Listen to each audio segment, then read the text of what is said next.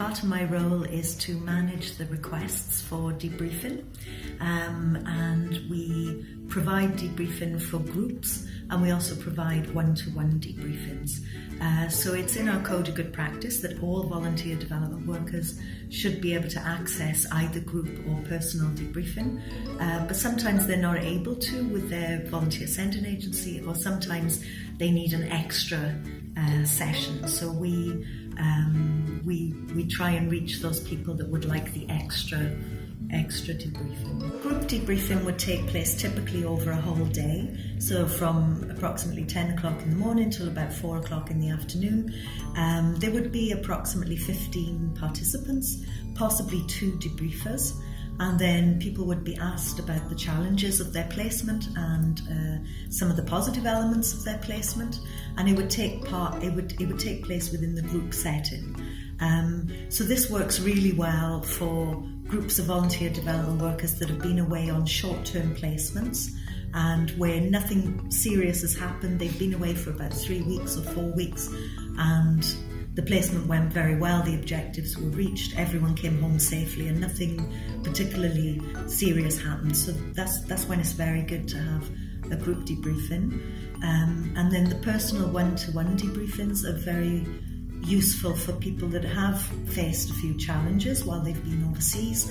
Possibly they've been away longer, so for 3 months up to 2 years, and they really do have a few things that they'd like to discuss in detail.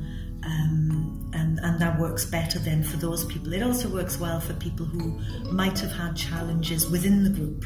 So one of their challenges might have been the team leader or the living conditions within, because they were living with other participants from the programme, and maybe that caused some distress or stress that they're still trying to manage now that they've come home.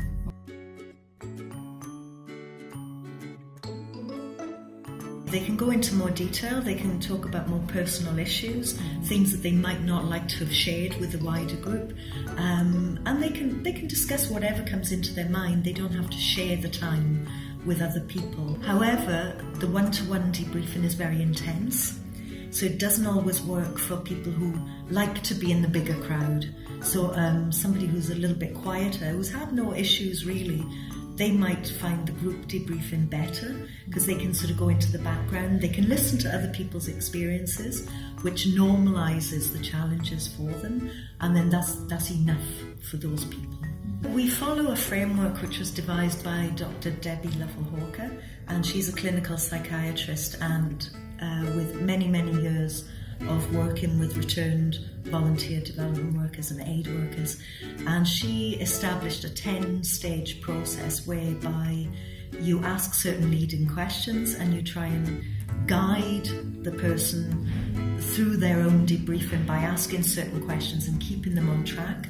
And it's 10 stages, so you have a few introduction questions, then you ask about the main challenges or the difficulties of the placement, and you try and keep them maybe to 3 or 4 challenges or difficulties. Then you talk about if the person might have experienced any symptoms of stress, either while they were away or since they've been back home.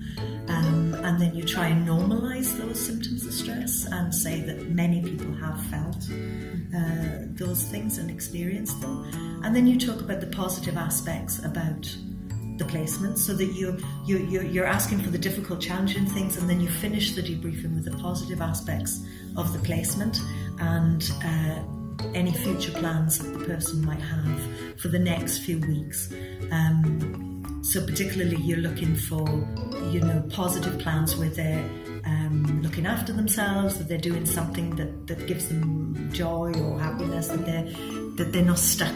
They're not stuck in the placement. And then we follow up with the person 2 weeks later, either with a phone call or in person. And at that point, 2 weeks after the debriefing, we ask if the person would like further counselling. We don't ask at the same time as the debriefing, because you want to let some time go between the process and the actual intensity, either of a group debriefing or a one-to-one, and then the follow-up 2 weeks later. And if the person would like to avail of counselling, we can then refer that person on to an institute that we have in